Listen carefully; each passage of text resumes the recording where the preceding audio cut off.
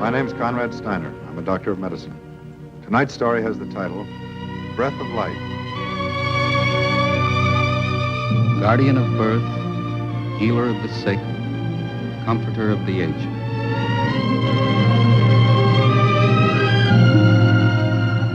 To the profession of medicine, to the men and women who labor in its cause, this story is dedicated.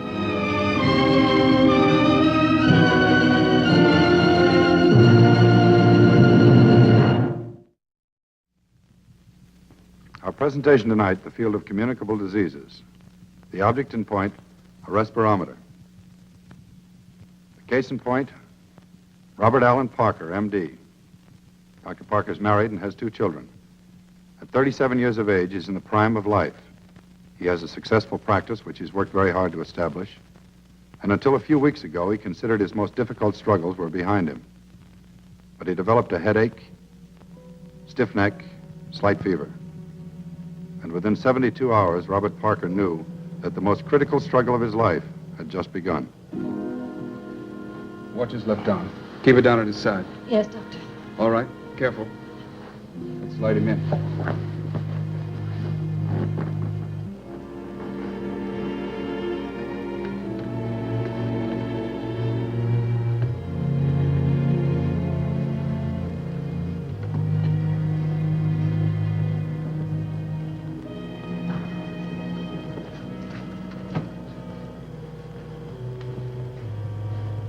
You can't talk yet, Dr. Parker. Don't try. The air isn't reaching your vocal cords. All right, let's close it. Watch his arms.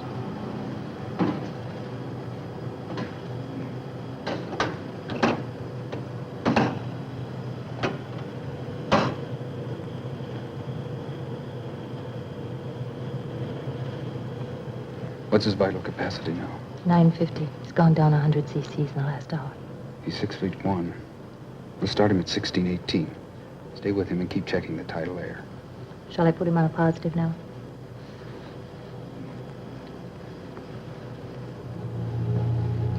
You're going to feel a lot better, Doctor. Now just try to relax and let the respirator breathe for you. You can talk all right, Doctor, but you'll have to learn to do it with the respirator. You can only talk when you breathe out.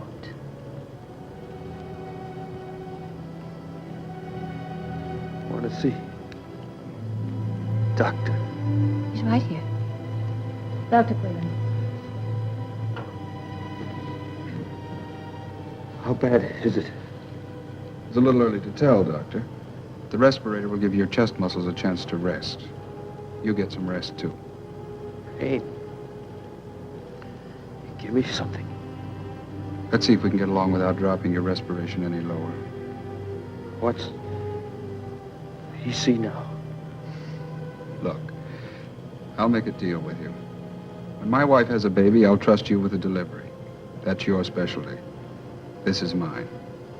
Now you get some rest.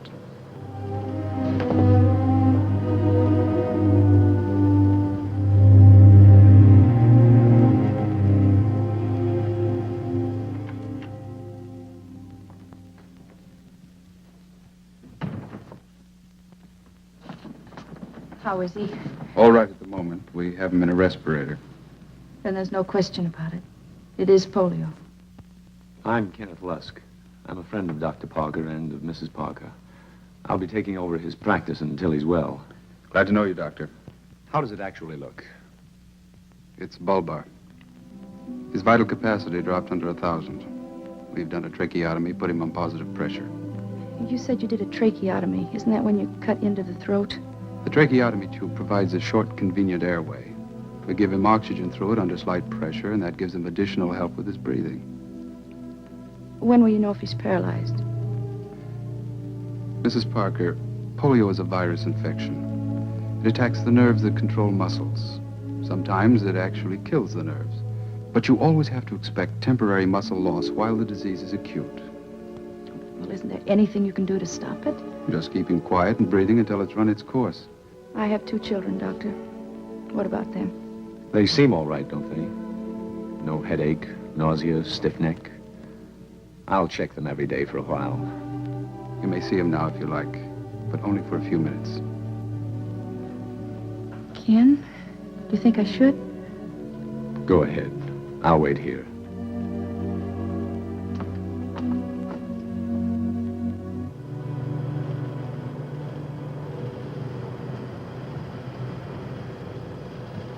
Bob.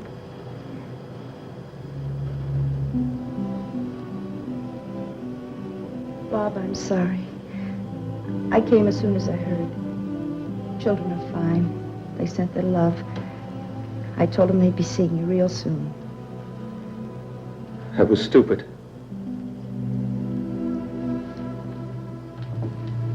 You're going to be all right. Everyone's pulling for you. They're doing everything they possibly can. Nobody can do anything. I'll make it myself. I'll finish it myself. Darling, please. Don't want sympathy. See the lawyer? See him. Bob, we'll talk about this later. Things changed. You started this. You see it through. Can't you understand? It's not because of this. Not because you're sick. I don't want to go through with it. I thought for 1 minute that you wanted me, that you needed me. Don't need you. Don't need anybody.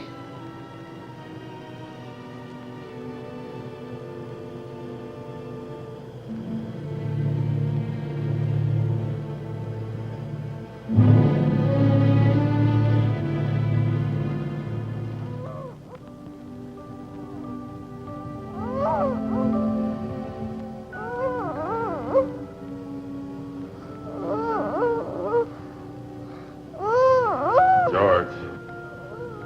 You awake, George? Yeah. Can you see the kid? Asleep. Just crying. And they're asleep. Tough day.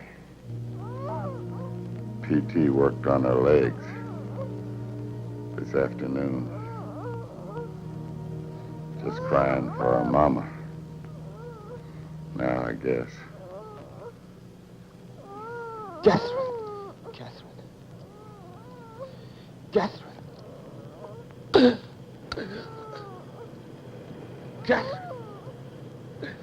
Joking.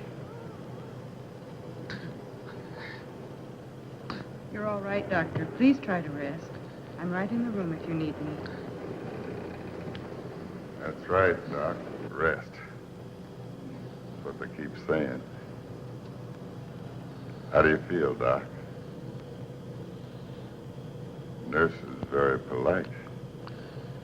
Always a sure sign it's a doctor. Take it easy, Doc. First 100 years. Hardest. Cut it out, George. It's tough enough in the beginning. Nurse is right, Doc. Sleep is the best thing. Can't sleep now. Can't move. Can you? I got both legs.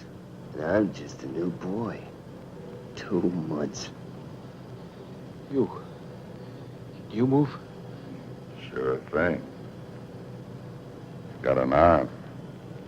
It's been coming back for a month now. I'm a machinist, Doc.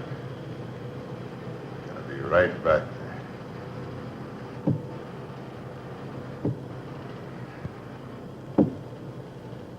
Hear that? Sweetest sound in the world. How long has it been? Long enough so as I'm used to it. How long? He's been here 9 months. God. You're wrong, Doc. Iron lungs, my friend. I'd be dead without it. better that way. Better to die. You won't feel that way. In a couple of days. Besides, how'd you do it? You couldn't kill a fly sitting on the end of your nose.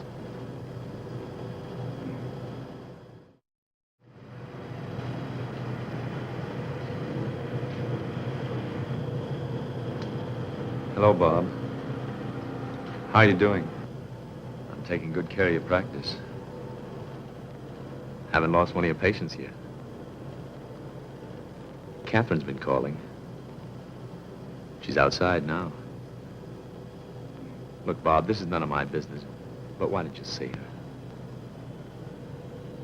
That's right. None of your business. Been thinking clearly. If I'm paralyzed, I'm gonna kill myself. You take practice. You give Catherine a settlement. Don't go throwing in the towel. Let me send Catherine in.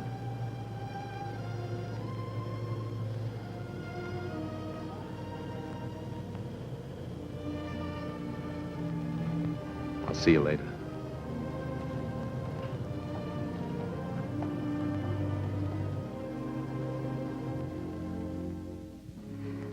I didn't really think he'd see me. I left him, Ken. That's pretty hard to forgive. I understand about being a doctor's wife. I understood when I married him. I've seen him go days with just an hour or so sleep. There were other men that could have taken over, good, competent obstetricians, but he wouldn't trust anyone else. He wouldn't be dependent on anyone else. It's an obsession. He wouldn't let my father give us a church wedding. Only as a great concession, he let me keep the clothes I had. But everything else he had to make himself. All his own way. Well, he did it. For whatever good it's doing him now. And I love him, Ken. I love him so much.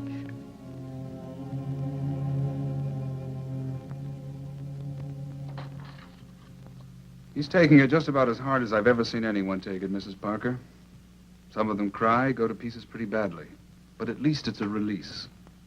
Bob wouldn't cry. That's a confession of weakness. He won't even live except on his own terms. Ken told me he's talking about suicide now. A lot of them go through that. But he certainly won't be able to do anything about it for the next few days. I don't know how much you know about polio, Mrs. Parker, but as his fever mounts, his dependence on the respirator will become total. The crucial phase of the battle during the acute period is to combat respiratory failure. The respirator will do the job which his paralyzed chest muscles can no longer perform. The trachea must be suctioned frequently to keep it clear of mucus so that the respirator can perform its function.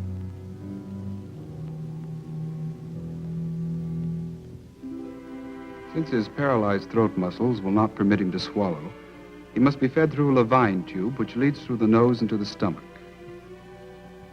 No specific treatment or medication can cure polio in its acute stage. Much of the watching and waiting is the job of the nurses and physical therapists. Under the physician's supervision, they maintain the respirator pressure and check the vital capacity, the temperature, and the pulse. Up or down? Give me the reading. You can give me the reading. I'm a doctor. If you can yell that loud, you know the answer yourself, Doctor. When a sick patient gets cranky, he's getting better. How do you feel? Pain pretty severe? John's going to put you in hot packs for a while. My arms and legs gone. I can't move at all. We can't tell anything for sure until we complete a muscle check tomorrow. Now, the main thing for you to do is... Rest. That's right. All right, John, full treatment. Hey, Doc, I remember my first check. Everybody in the ward watching to see if I was gonna pass. When she got through, she says, Clifton, you're a very lucky man. Your legs aren't too bad. With a lot of hard work, you may have arms, too. Anybody could see that's a pretty lucky man. Couldn't they, Doc? You ever give your patients that kind of guff, Doc? I mean, some woman comes in to you sick. You ever tell her she's lucky it ain't leprosy? Why don't you knock it off, Clifton? I just think it's funny, that's all. Having a doc in here. Doc, don't pay attention to him. I put in 9 months. That's a lot longer than most. It's not so bad. Except maybe a little bit on Sundays. We used to go on a picnic on Sundays. Wife, kids. Pack a lunch and just take off. And then, you like picnics, Doc? Never had time for one. Sometimes I wouldn't go no place in particular. Beach, maybe. Maybe just drive. Bet the kids miss it, too. You sure get to needing your kids. Put your mind to it. You don't need anybody. When John Henry was a little boy, sitting on his daddy's knee, pointed down to the ground, had a small piece of steel, saying that'll be the death of me. Lord, You're getting better every day, Susie. Prettier, too. How are you today, Paul? Fine, Dr. Quaylen. Other arm's starting to come back. It's very interesting. Why don't we check it, Miss Blakely?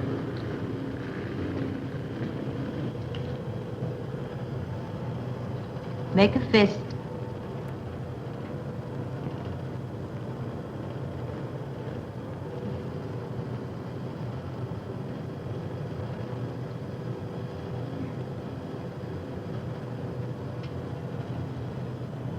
Well, Paul, that's something to work on anyway. Hello, Doctor. How you doing? Gonna do muscle check? Right now. Mrs. Ackley. What are you doing? We're going to take you out of the respirator so the physical therapist can make a thorough check. I can't breathe. Don't worry. If you have any trouble, we'll put you right back.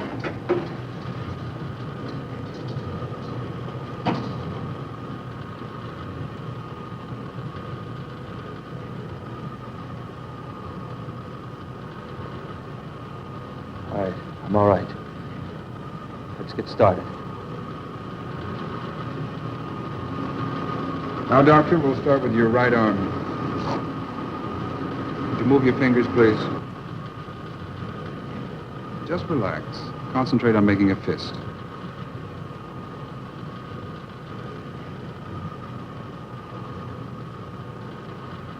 You certainly got something to work with there. Now the wrist. How far can you bend your elbow?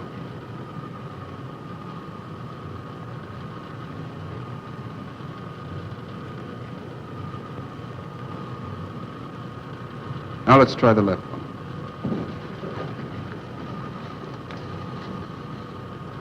Make a fist.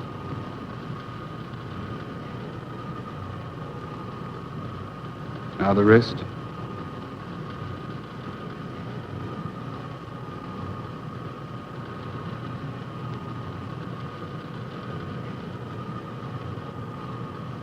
I'll try and bend the elbow. Very good. Touch your right shoulder.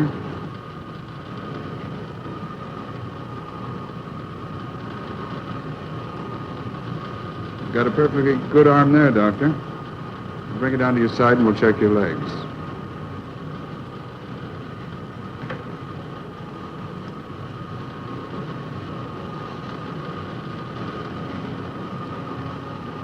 Pull up the toes of your right foot.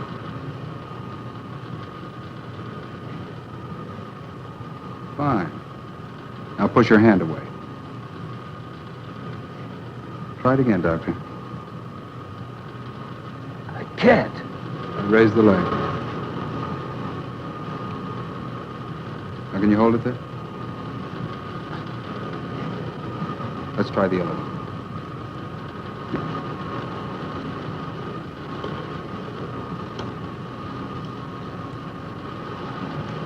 Left foot, Doctor. The toes.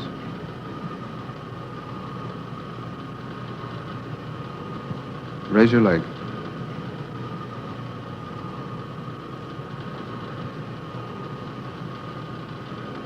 That's enough for today. Let's get you back. No point in overdoing it just as you're coming back.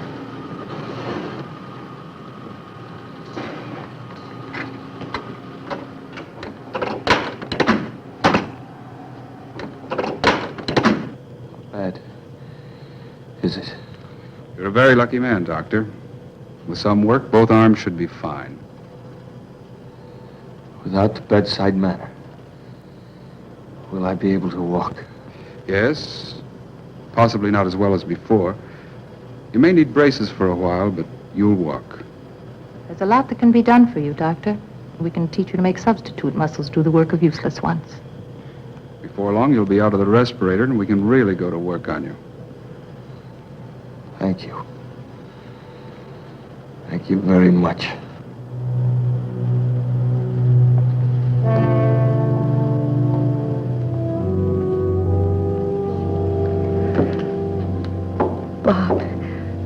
Bob, they just told me you'll be able to walk. It's wonderful news. Sure. I'll be able to limp. I want you to go through with the divorce. This wasn't in the marriage contract. Bob, listen to me. I didn't marry your legs. I married you. If you had to spend the rest of your life in this thing, I'd still want you. I mean, if you want me. Do you, Bob?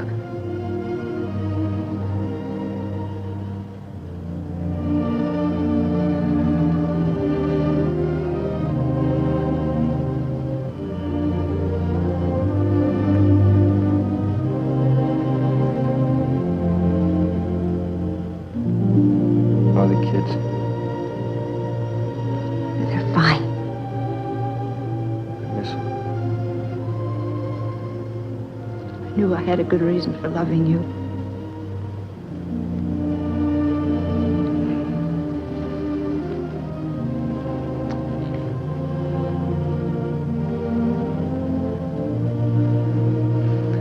I'm going to get them to start the exercises today.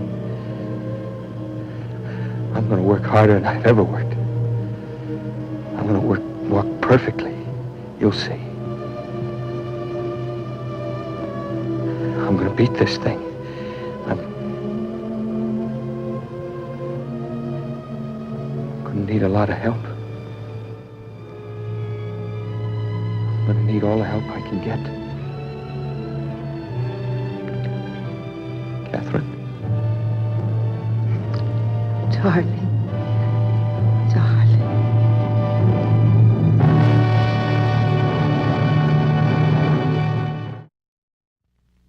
You have witnessed the treatment of the disease in its acute stage.